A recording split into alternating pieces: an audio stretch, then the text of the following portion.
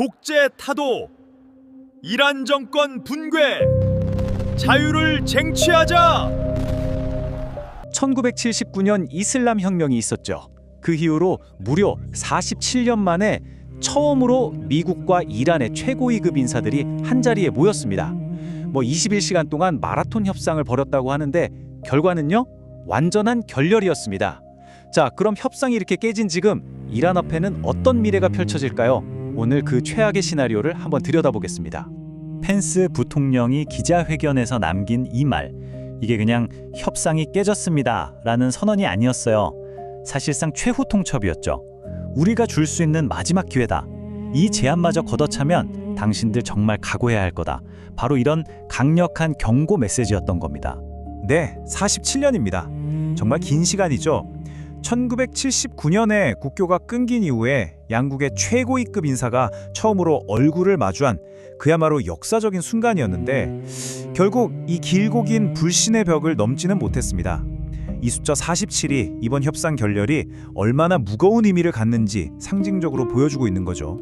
자, 그럼 이 역사적인 협상이 도대체 왜 실패할 수밖에 없었는지 그 속을 한번 자세히 들여다보죠.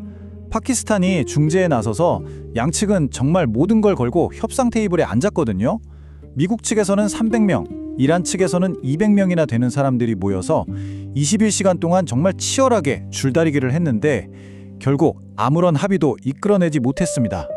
이 화면을 딱 보시면 협상이 왜 깨질 수밖에 없었는지 바로 감이 오실 겁니다. 양쪽의 요구가 이건 완전히 평행선을 달린 거죠. 미국 입장은 이거예요. 일단 핵부터 포기해라. 문서로 약속해. 트럼프가 전쟁까지 불사한 명분이 바로 이란의 핵 위협 제거였잖아요. 이걸 못 받아내면 애초에 전쟁을 한 의미가 없어지는 거니까요. 근데 이란은요? 아니, 그건 나중 문제고 일단 우리 돈부터 풀어줘. 그리고 이스라엘이 우리 동맹 때리는 거 멈추게 해. 이러면서 가장 강력한 카드, 그러니까 호르무즈 해협 봉쇄는 끝까지 손에 쥐고 있겠다고 한 겁니다. 핵 포기는 아예 그건 우리 주권 문제다 라면서 그냥 선을 딱 그어버렸고요. 이러니 타협이 될 리가 없었겠죠. 근데 정말 흥미로운 지점이 바로 여기입니다. 테이블 위에서는 대화하는 척 하면서 테이블 밑으로는 서로 총구를 겨누고 있었던 거예요. 협상이 한창 진행되던 바로 그 시간에 미국은 이미 유도 미사일 구축함을 호르무즈 해협으로 보내서 귀뢰 제거 작전을 시작했습니다. 말로는 대화하자면서 행동으로는 이미 길부터 뚫고 있었던 거죠. 서로에 대한 신뢰가 얼마나 바닥이었는지 보여주는 단적인 장면입니다. 그런데 말이죠. 이란은 왜 공습을 당하고 나라가 무너질 걸 뻔히 알면서도 핵만큼은 절대로 포기하지 못하는 걸까요? 이게 그냥 고집이 아닙니다. 여기에는 이란의 뼈 아픈 역사 그리고 생존 본능이 깊숙이 자리 잡고 있습니다. 이 비교가 이란의 생각을 가장 잘 보여줍니다. 이란이 보기에는요, 리비아의 카다피 2003년에 핵을 포기했죠. 결과가 어땠습니까? 결국 비참한 최후를 맞았잖아요. 반면에 북한을 보세요. 끝까지 핵을 손에 쥐고 버티니까 세계 최강대국 미국도 함부로 건드리질 못하죠. 이란이 내린 결론은 아주 명확합니다. 핵을 내려놓으면 카다피처럼 되고 쥐고 있으면 북한처럼 된다.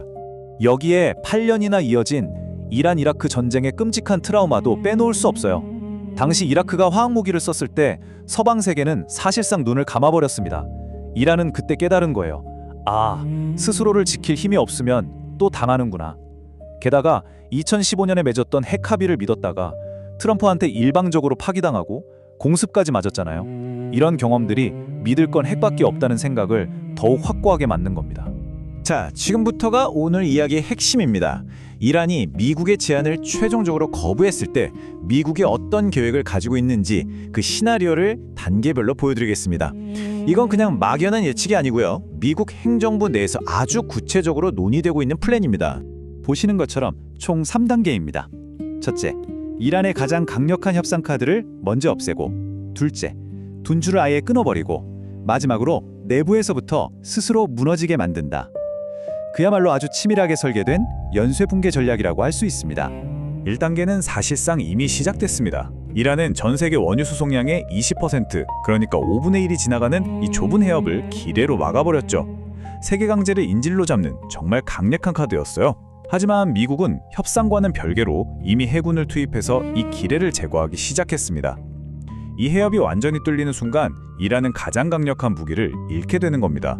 자, 2단계는 이란 경제의 심장, 그 급소를 직접 노립니다. 이란은 석유로 먹고 사는 나라잖아요. 그런데 이 석유 수출의 무려 90%가 하르그 섬이라는 단 하나의 섬을 통해서 이루어집니다. 다시 말해 이 섬 하나만 멈추면 이란의 돈줄이 그대로 마비되는 겁니다. 그래서 미국이 검토하는 시나리오가 바로 이겁니다. 하르그 섬의 정밀 점령.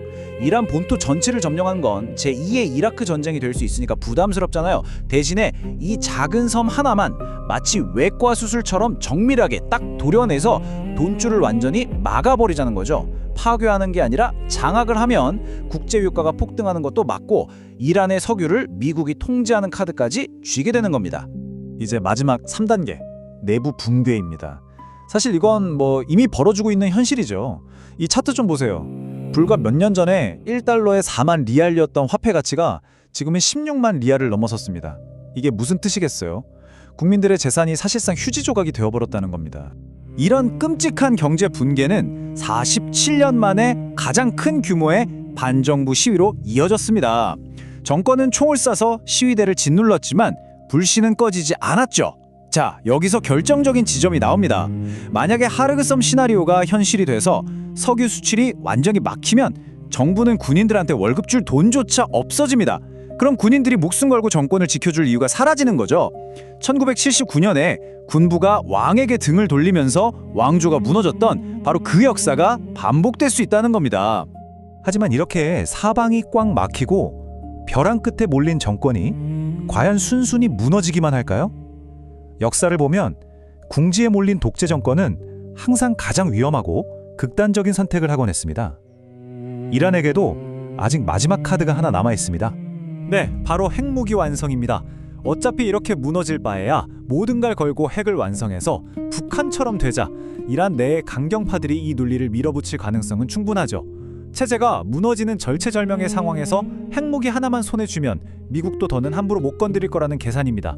그리고 이란은 그럴 능력이 충분합니다. 현재 보유한 60%의 고농축 우라늄 441kg, 이건 거의 무기급에 가까운 수준인데요. 이걸로 추가 농축을 하면 핵폭탄 10개를 만들 수 있는 양입니다. 전문가들은 이란이 마음만 먹으면 몇 주 안에 핵물질 확보가 가능하다고 보고 있어요. 기술적으로 핵무기 문턱 바로 앞에 서 있는 겁니다. 하지만 미국은 이것만큼은 절대로 용납하지 않을 겁니다. 이란이 핵 완성을 시도하는 그 순간 미국은 델타포스 같은 최정예 특수부대를 투입해서 이란의 지하 핵시설을 장악하거나 파괴하는 작전에 돌입할 거예요. 이건 제한적인 공습과는 차원이 다른 그야말로 전면전의 시작을 의미합니다. 트럼프 대통령의 이 발언, 이게 그냥 말로만 하는 협박이 아닙니다. 핵 완성을 막기 위해서라면 이란의 전력, 통신, 산업 기반 시설까지 모조리 파괴해서라도 기어이 막겠다는 의지의 표현인 거죠. 이건 이란이라는 국가 시스템 자체가 감당할 수 없는 그런 수준의 공격이 될 겁니다. 자, 이 모든 상황을 종합해 봤을 때 이란 정권 앞에 놓인 선택지는 과연 무엇일까요? 사실상 세 가지 길뿐입니다. 그리고 안타깝게도 어느 쪽도 해피엔딩은 아닙니다. 첫 번째 선택지는 굴욕을 참고 미국의 제안을 받아들이는 겁니다. 한마디로 핵을 포기하는 거죠. 이러면 정권은 일단 살아남을 수 있겠죠. 하지만 국내 정치적으로는 엄청난 후폭풍을 감당해야 할 겁니다. 두 번째는 그냥 이대로 버티는 거예요. 하지만 이 길의 끝은 뭘까요? 네, 바로 우리가 지금까지 살펴본 그 3단계 시나리오, 즉 서서히 붕괴하는 일입니다. 그리고 마지막 세 번째, 이건 정말 자살에 가까운 도박인데요. 바로 핵무기 완성에 올인하는 겁니다. 이게 만약 성공하면 북한처럼 될 수도 있겠죠. 하지만 실패하면요, 정권은 물론이고 나라 전체가 그냥 사라질 수도 있는 정말 위험한 길입니다. 그런데 진짜 비극은 바로 여기에 있습니다. 객관적으로 봤을 때 정권이 살아남을 가장 합리적인 길은 첫 번째, 즉 굴욕적인 수용이거든요. 하지만 최고 지도자가 사망하고 권력 공백 상태에 빠진 이란의 복잡한 내부 정치 구도 속에서 과연 누가 핵폭이라는 정치적 자살행위나 다름없는 결정에 서명할 수 있을까요? 바로 이 때문에 결국 시간만 질질 끌다가 붕괴나 자멸의 시나리오로 흘러갈 가능성이 높다는 분석이 지배적인 겁니다. 양측이 합의한 2주간의 휴전 시간은 지금 이 순간에도 똑딱거리며 흐르고 있습니다. 47년 만에 찾아온 기회를 걷어찬 이란, 과연 어떤 길을 선택하게 될까요? 역사는 종종 두 번째 기회를 주지 않습니다. 여러분은 이란이 어떤 선택을 할 것이라고 보십니까? 댓글로 여러분의 생각을 자유롭게 남겨주세요.